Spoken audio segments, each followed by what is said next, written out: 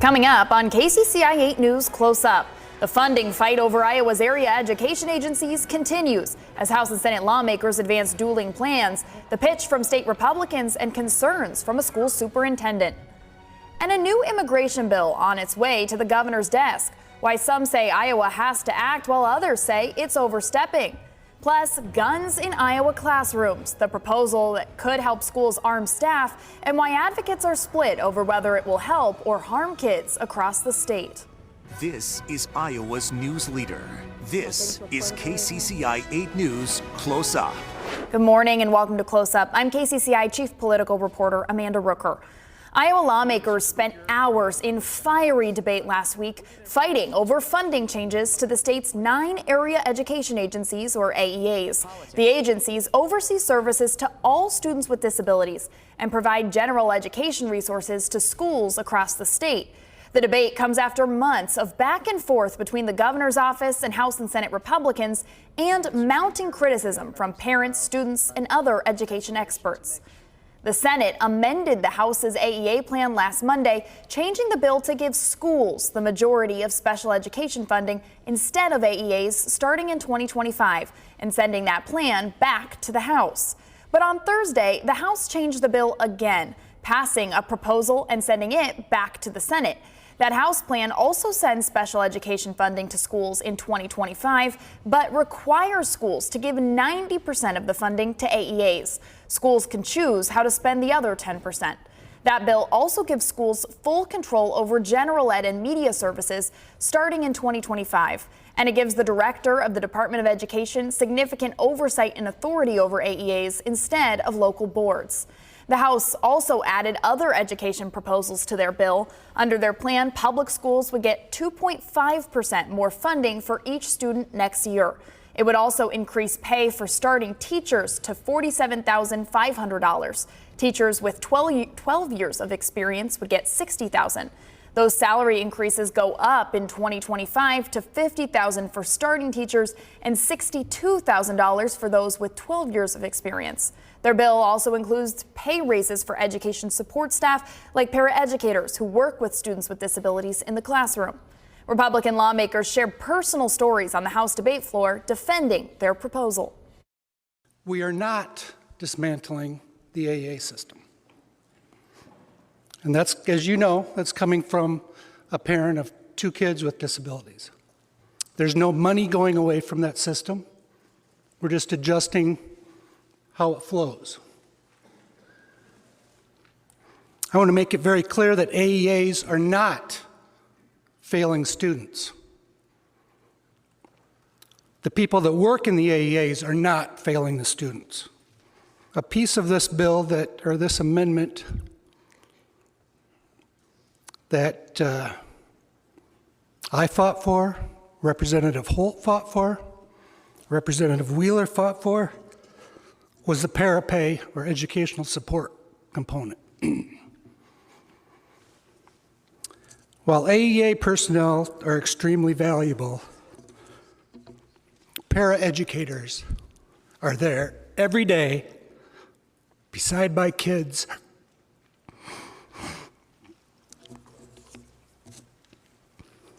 and they're underpaid.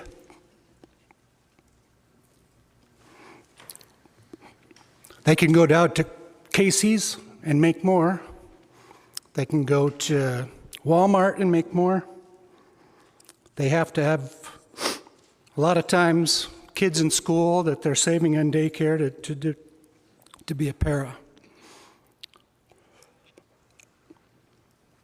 Having high-quality individuals in those positions are going to make the difference.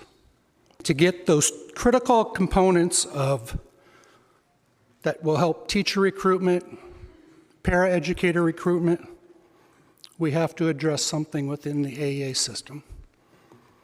And it's not going to be their delivery, it's going to be oversight, maybe some administration things, but it's going to make the whole system better. We hear about local control all the time. This bill gives essentially local control to our schools, gives them a little more control of the money. They know their student population, what their needs are better than anybody. You give them a little more control of their money. Yet I hear on the opposite end that this is somehow going to result in massive losses and all that. Do we trust the schools or do we not trust the schools? Do we trust our superintendents or do we not trust our superintendents? They know what they need, and they will utilize that money as they see fit.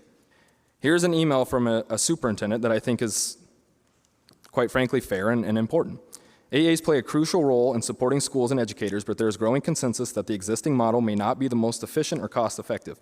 By empowering individual schools to access and allocate resources directly, we can enhance flexibility, tailor services to meet specific needs, and streamline the delivery of educational programs.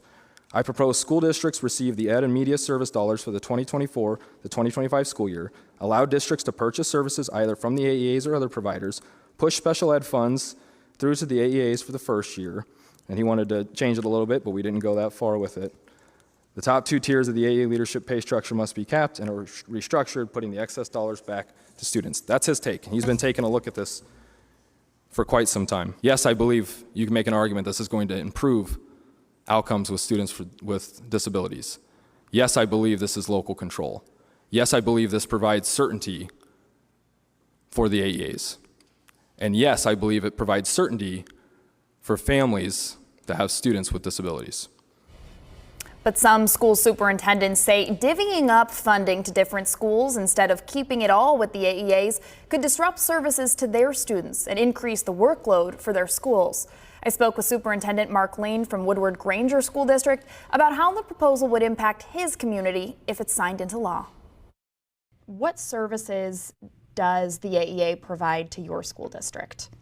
We really rely on Heartland AEA. We're part of the Heartland AEA system. We rely heavily on the AEA system to provide, obviously, special education services in partnership with our teachers and with our principals.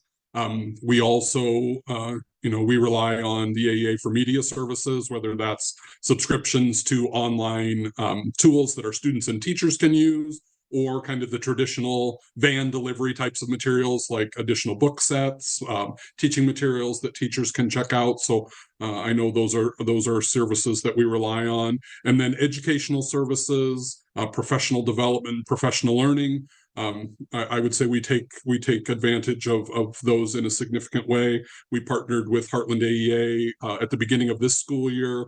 We provided every employee in our school district with a training called Child and Youth Mental Health First Aid, and that was delivered, free of charge to us, just as part of our services through Heartland AEA.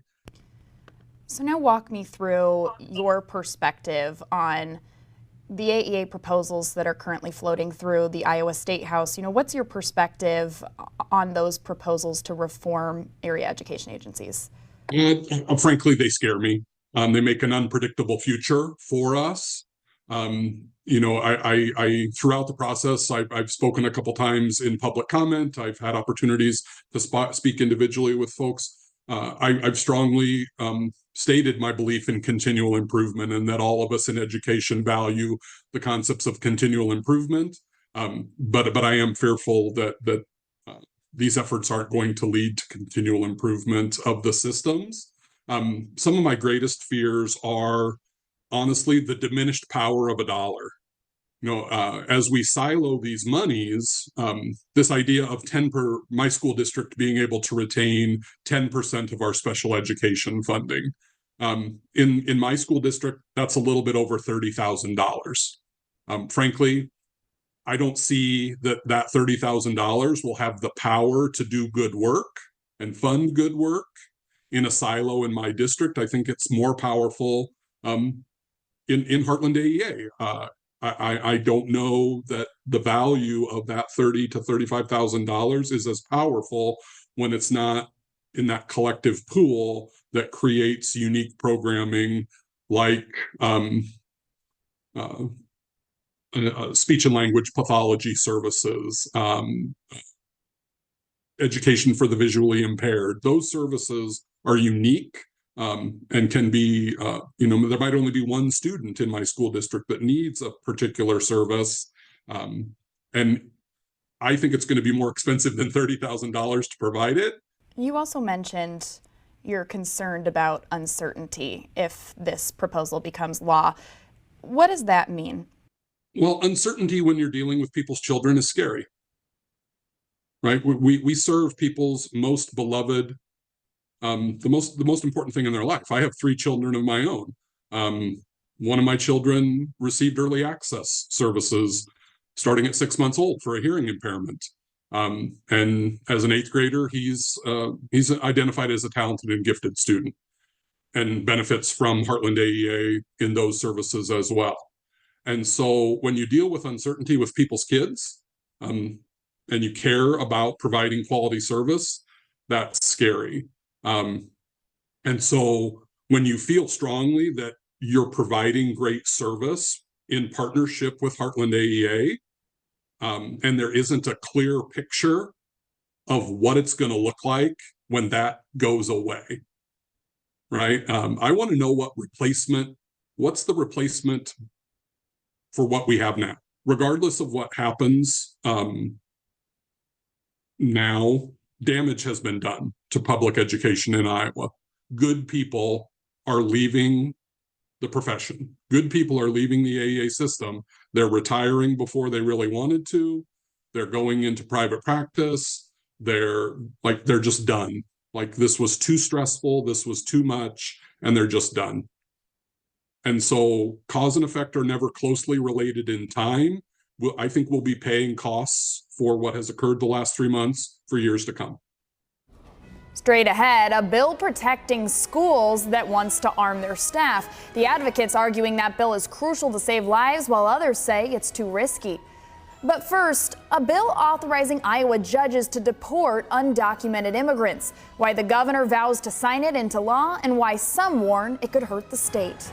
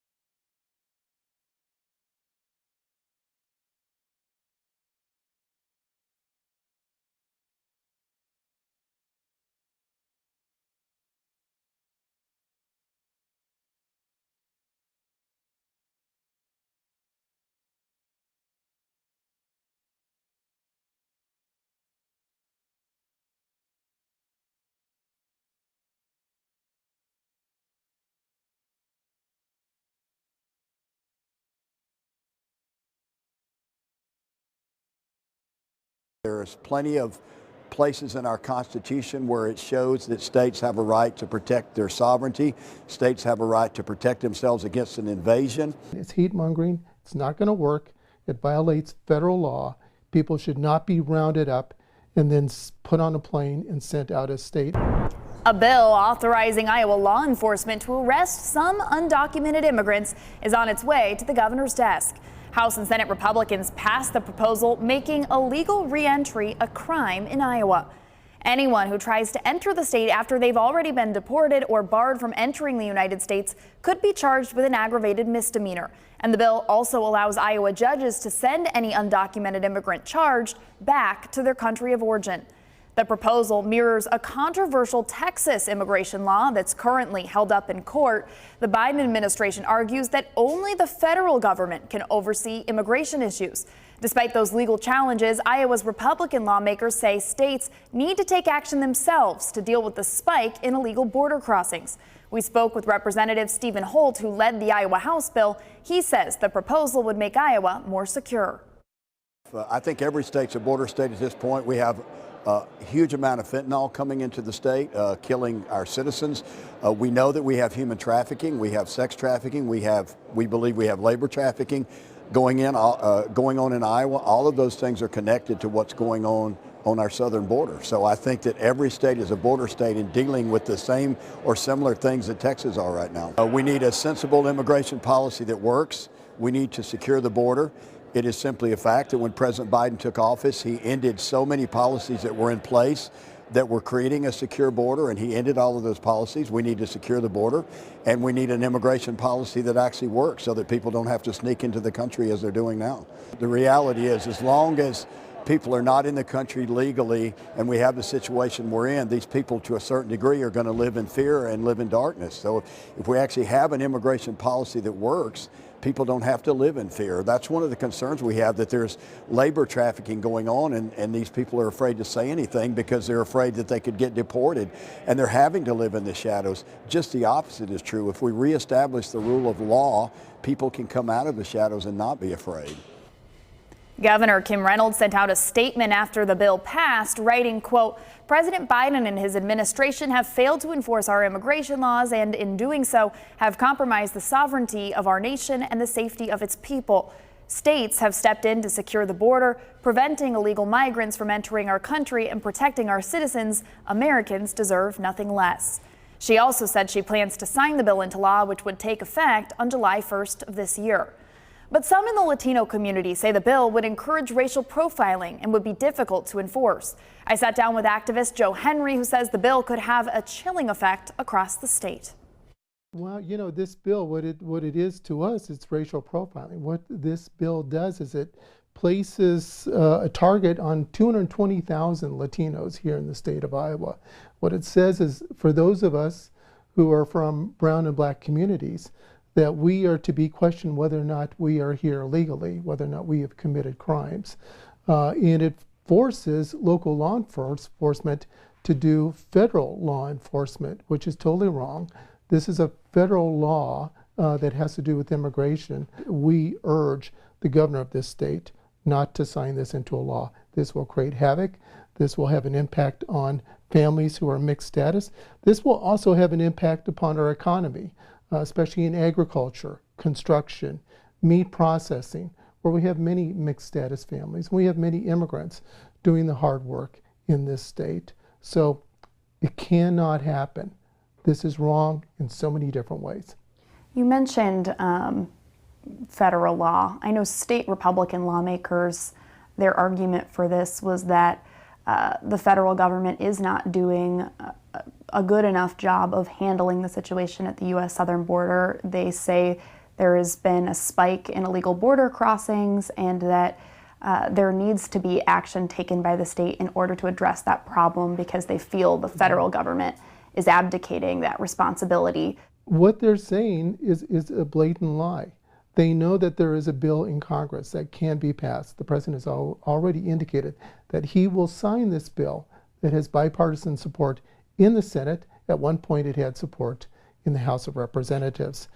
If this bill was to be signed by the president, which President Joe Biden indicated he would sign, it would speed up the process from 6 years to 6 months to determine whether somebody should stay here in this country. We have about 12 million undocumented immigrants at this point in time in the United States. We can speed up this process to make sure that people get a fair hearing and then have those who have committed crimes removed from this country. And there would be more funding, significant funding for Border Patrol if this bill was passed. So that's the answer. It's not to pass something on a state level that violates federal law. Still to come on Close Up, arming Iowa teachers. Why some are warning an Iowa House bill could create chaos in the classroom, while others say it's necessary to keep kids safe.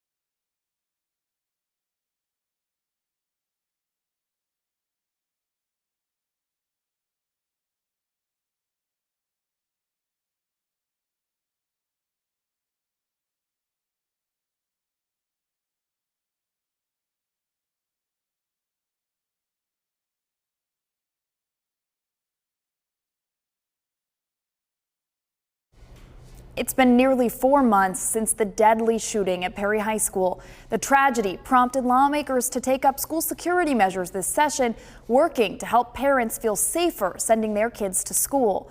But the proposals have sparked controversy over how to improve school security and whether action will actually protect students or put them in further danger.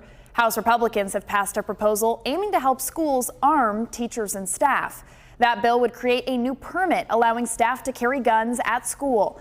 Anyone armed would have to complete several in-person trainings each year. Schools that arm their staff and people carrying guns would have qualified immunity, meaning they can't face lawsuits for using reasonable force at school. Lawmakers say that should help school districts keep their insurance.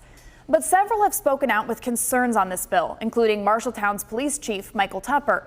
He says the legislation is an effort to find a simple solution to a complicated problem, which he says could lead to unintended consequences. Tupper called the plan a, quote, bad idea at last week's Marshalltown School Board meeting. He said he's carried a firearm professionally every day for the last 32 years and knows how difficult it is and how much training is required.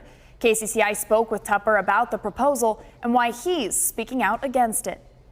I do believe that school buildings should have strong security, and I'm in favor of armed security, but it should be people that are focused on security.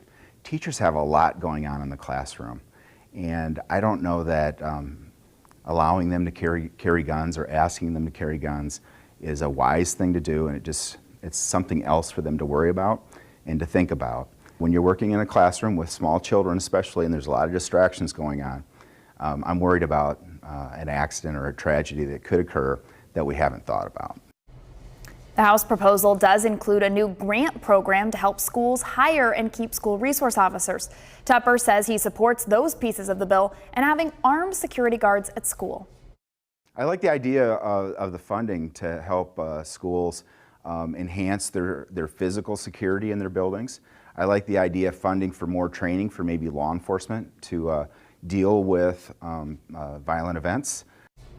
The Marshalltown School District used an Iowa school safety grant made available by the governor in 2022 to fund school security improvements. Each building has a safety and security team that meets regularly to go over protocols and coordinate with first responders.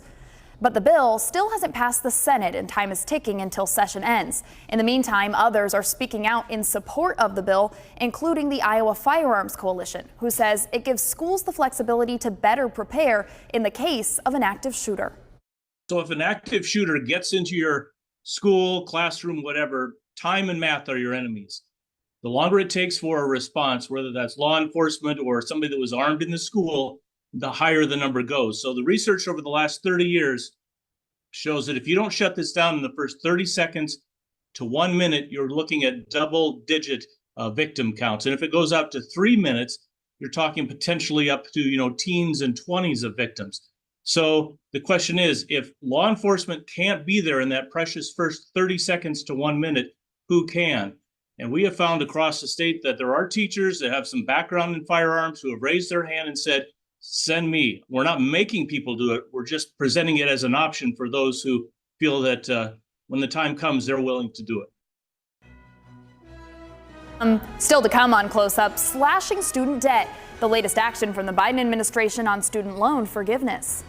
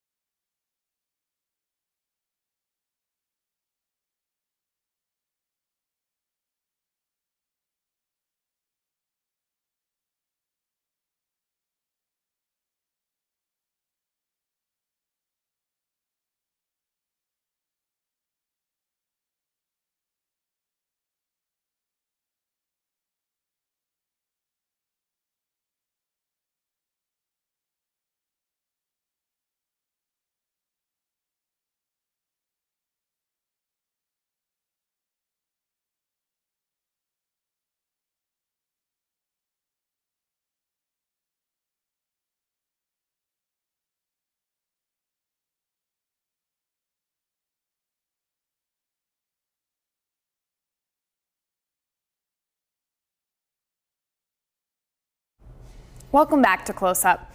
This week, thousands of Iowans became eligible for another round of student debt loan relief. The Biden administration announced an additional $5.8 billion for 78,000 public service workers across the country. That includes teachers, nurses, firefighters, and more. Next week, emails will go out to the people who qualify, letting them know if they continue public service work, they'll have their loans forgiven. Well, thank you for joining us for KCCI 8 News Close Up. We'll see you back here next Sunday. Have a great day.